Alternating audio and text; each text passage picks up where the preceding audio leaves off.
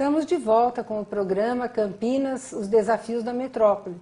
Hoje falando sobre o dia 21 de setembro, Dia Nacional de Luta das Pessoas com Deficiência. Para esse programa temos hoje como convidados o Vinícius Garcia, economista, diretor do Centro de Vida Independente de Campinas, a Fabiana Bonilha, que é psicóloga e musicista, colunista do Ebraille, da Rede Anhanguera de Comunicação, e a Bel Machado, que é coordenadora do Ponto de Cultura Cinema em Palavras do Centro Cultural Braille. Como nós falávamos no programa, a questão da luta das pessoas com deficiência tem ainda hoje na cidade de Campinas inúmeros desafios. E nós falávamos sobre a condição das pessoas que, como qualquer cidadão, tem que ter e conseguir, né, ter o acesso à educação, ao trabalho, à saúde, à cultura, ao esporte, ao lazer. E na questão do trabalho, em particular, hoje fala-se muito sobre a lei de cotas, que, aliás, o ano que vem completa 20 anos, né, Vinícius? 20 anos. E o Vinícius é um pesquisador, inclusive no doutorado, ele trabalha essa questão e vai falar um pouco para a gente sobre como anda, né, a questão da inclusão de pessoas com deficiência no mercado de trabalho e as implicações dessa lei de cotas. Então, ela existe há 20 anos, mas começou a ser fiscalizada há 10 anos, né? Ela ficou 10 anos meio que sem a regulamentação necessária. De 10 anos para cá, a gente tem um aumento no número de pessoas com deficiência trabalhando. Só que os dados mais recentes que a gente tem de 2009 ainda mostram uma participação muito baixa das pessoas com deficiência no mercado de trabalho formal. Apenas de 10 a 15% das pessoas com deficiência têm um trabalho regular, contínuo, formal, com carteira assinada. Ou seja, quase que 90% estão na inatividade, vivem de aposentadorias ou pensões. Então ainda há um caminho bastante grande a ser percorrido para que as pessoas com deficiência possam ingressar no mercado de trabalho. E aquelas pessoas que estão trabalhando, o que a gente nota é que, infelizmente, existe uma preferência das empresas por algumas deficiências, o que não deveria ocorrer. As deficiências auditiva e física são preferidas, entre aspas, em detrimento da deficiência visual e cognitiva, né? Porque as empresas acabam buscando não o profissional, mas alguém que vai dar menos trabalho para que elas compreensão que das ela empresas tem, né? naquele ambiente, né? Então, assim, é um caminho muito longo. A Gerência Regional de Trabalho e Emprego aqui de Campinas faz um trabalho positivo de fiscalização, mas isso precisa ser implementado e aumentado para que a gente possa ter sucesso em relação ao trabalho. Fabiana, você fez um comentário interessante em relação a essa questão, né? Como que as pessoas procuram alguém para trabalhar e se referem à questão da deficiência. Pois é, isso até que o Vinícius estava falando se reflete assim nos anúncios que a gente vê nos classificados, né, de jornal. É interessante porque assim, geralmente na parte de cima, no topo do anúncio, aparece a profissão que o anúncio visa recrutar, né? Então, assim, que se busca, né? Por exemplo, engenheiros, professores, enfim, corretores, e aí aparece pessoas com deficiência. Aí a gente, nossa, mas então pessoa com deficiência virou profissão, né? Assim, como assim, né? Então, é muito triste a gente pensar que as pessoas estão sendo contratadas em função da deficiência que elas têm e não em função da qualificação que elas têm, né?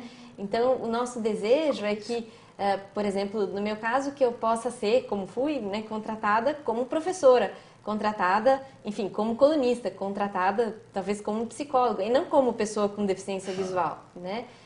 Eu não posso ser recrutada ou selecionada como uma pessoa com deficiência visual, mas sim em função da qualificação que eu tenho, né? Então, e a lei... Desculpa, Fabi. A lei de cotas, ela é só um instrumento de ação afirmativa. A gente tem que trabalhar com uma perspectiva até de abrir mão desse instrumento no futuro, né? Porque a gente não pode depender de uma lei que garanta as cotas. A gente tem que lutar para que a sociedade seja inclusiva, para que a acessibilidade seja respeitada. E aí as pessoas com deficiência talvez não precisem desse instrumento, como já acontece em outros países, né? A lei, a gente não pode, até porque a lei é limitada. Se ela fosse cumprida na íntegra, a gente fez uma estimativa de que mais de 5 milhões de pessoas com deficiência ainda estariam fora do mercado de trabalho. Então, a lei mesmo nessa condição da lei. Mesmo nessa condição da lei ser 100% cumprida. Então, quer dizer, ela é claramente algo importante, necessário, até porque forçou uma discussão, mas é algo insuficiente, né? Eu acho que tem uma questão importante para a gente falar aí, quando falamos na preparação, né? E nessa lacuna que houve em termos de tempo mesmo, pela ausência da presença, né, das pessoas com deficiência na sociedade em geral. Quando o Vinícius mencionou isso no início do programa, né, era claro, quer dizer, quando nós temos pelo censo do IBGE de 2000, que será atualizado agora, nós tínhamos o dado de que em Campinas havia cerca de 150 mil pessoas com deficiência. Né? Eu falava, nossa, onde será que elas estão? Né? Então, de fato, quer dizer, você se surpreende com este número, porque você não tem mesmo esse contato. Em relação ao censo, é só importante a gente até... Porque os dados, na verdade, apuraram não só deficiências, vamos dizer assim, tradicionais. Tá. Eles pesquisaram diferentes graus de incapacidade. Então, é um universo um pouco maior do que a gente imagina ser pessoas com deficiência, né? Por esses critérios mais restritos, que são os critérios da lei de cotas, a gente estimou em cerca de 30 mil pessoas com deficiência aqui em Campinas. Tá. Mesmo assim, é um número grande, porque a gente também pesquisou, só 3 mil estão empregadas. Né? Tá, quer dizer, 27 mil pessoas... Estão ou vivendo de pensões, ou aposentadorias, ou dependendo do suporte familiar para sobreviver. Vinícius, como é que é essa questão, então, dos benefícios? Porque há também, ainda hoje, uma dúvida em relação a isso, né? Da perda do benefício, se há, então, uma contratação, né? Então, eu penso que hoje nós temos uma condição também, e um desafio é pensar a médio e longo prazo, a questão, inclusive, jurídica, né? Porque antes, o que era comum? Alguém sofreu um acidente, aposenta por invalidez. Era uma prática comum, né? Então, a gente tem muitas pessoas com deficiência aposentadas por invalidez, e se ela está aposentada, ela não pode trabalhar no mercado de trabalho formal, a não ser que ela opte por abrir mão da sua aposentadoria, o que é difícil. Então, essa é uma situação. E a outra é o benefício de prestação continuada. O BPC. O BPC, que esse é para pessoas carentes, né, que vivem em família com renda familiar per capita inferior a 1/4 do salário mínimo. Né? O BPC permite o retorno ao mercado de trabalho. A pessoa pode receber o benefício, teve uma chance de emprego, trabalha, se ela, por alguma razão, sair do trabalho, ela volta para o benefício. Né? Tá. O BPC permite isso, a aposentadoria por invalidez não. Tá. Eu acho que são muitas questões, inclusive, que a própria legislação, você mencionou também no programa, o Brasil é o 5º país que tem a melhor legislação, né? Uma legislação bastante avançada em relação a essas questões, aos direitos das pessoas com deficiência, à educação, ao trabalho, né? À saúde, ao lazer, à cultura. Mas a questão é a própria conscientização e o acesso a essa legislação das pessoas com deficiência, das suas famílias, né? Muitas vezes a história em relação à questão com a deficiência é tão significativa que a própria família subestima a capacidade dos seus filhos, né? Das pessoas com deficiência, porque também é parte dessa sociedade que acredita ainda no conceito da deficiência como vinculado à incapacidade, aquilo que é ruim, né? A uma anomalia, aquilo que falta, e não a deficiência como uma condição. Né, e que demanda, então, um recurso. Né, e aí a definição, vamos dizer assim, da deficiência como alguma coisa vinculada a uma necessidade de um recurso que pode ser diferente do usual, né, mas que justamente vai dar para a pessoa com deficiência a possibilidade de se equiparar, de ter igualdade de acesso. Né. Então, eu sinto que ainda há muita falta de informação nesse sentido. E aí eu gostaria de destacar a importância de um programa como esse e outros programas que nós vamos fazer, no sentido de garantir espaços, de assegurar espaços em que questões como essa possam chegar ao conhecimento das pessoas. Né? A mídia, né, tem um papel muito importante fundamental, nesse sentido. Né? Fundamental. Porque, assim, como essa questão aparece nas propagandas, enfim, até nas novelas, teve recentemente, né, uma novela que tratou a questão da tetraplegia, né, uma novela de televisão.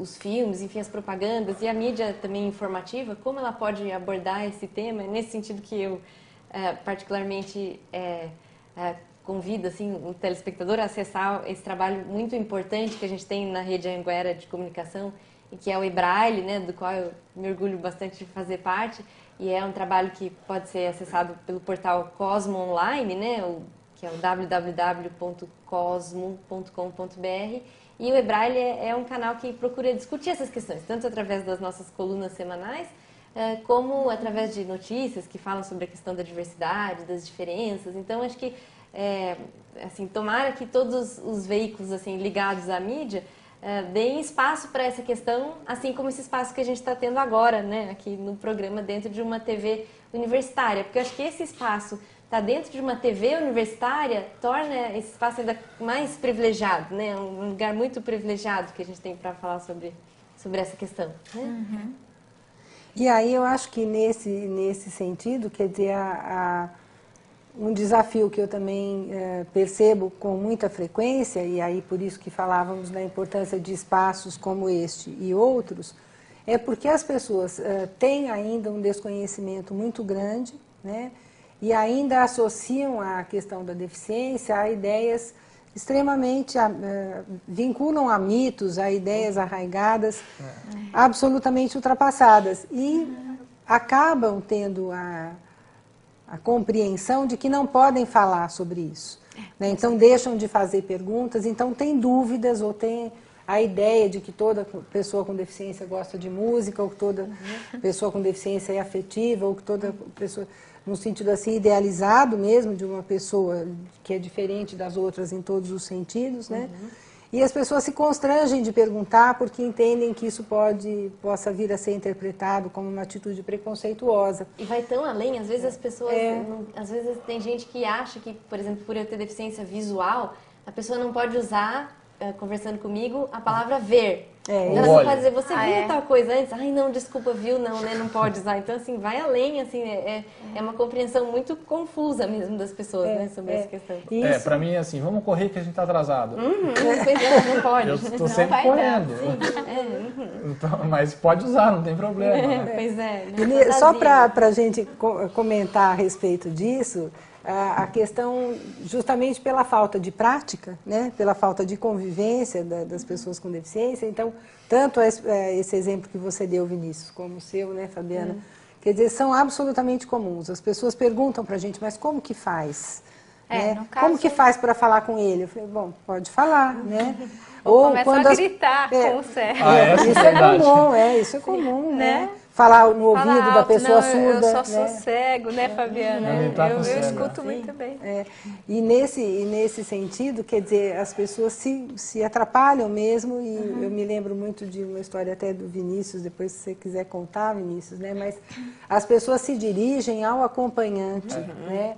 E não falam com a pessoa com deficiência. Então isso ainda é muito comum, né? É como se a pessoa com deficiência física, ou visual, auditiva, intelectual, não fosse alguém que tivesse desejos, que tivesse a sua condição de expressão, de autonomia, enfim, quer dizer, né, pensando que todo ser humano se comunica, todo ser humano pensa, todo ser humano sente, todo ser humano tem um projeto de vida, né?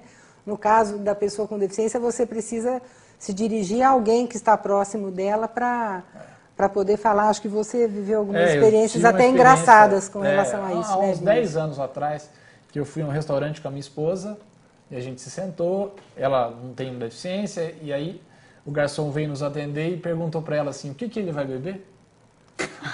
Aí a minha esposa falou se dirigindo a mim, o que você vai beber? Aí o garçom percebeu o absurdo daquela situação, né? E descobriu que eu podia falar o que eu queria. Mas isso, assim, eu não sei se é impressão minha, viu, cara? Mas aconteceu uns 10 anos atrás. Para mim, pelo menos, tem acontecido menos. Né? Mas ainda tem. Eu ainda tenho vivido isso cotidianamente. Mas eu até me surpreendo, às vezes, com a pessoa numa loja vindo diretamente me atender. Coisa que não acontecia. Né? E hoje, acho que... não sei se é a questão da novela, ou, enfim, o trabalho que várias ONGs fazem, de sensibilização. Tem muita gente trabalhando sobre isso, acho que, né, Vinícius? Poxa, claro né, que... alguma mudança já houve, né? A gente não está no mesmo estágio do que há 10, 15 anos.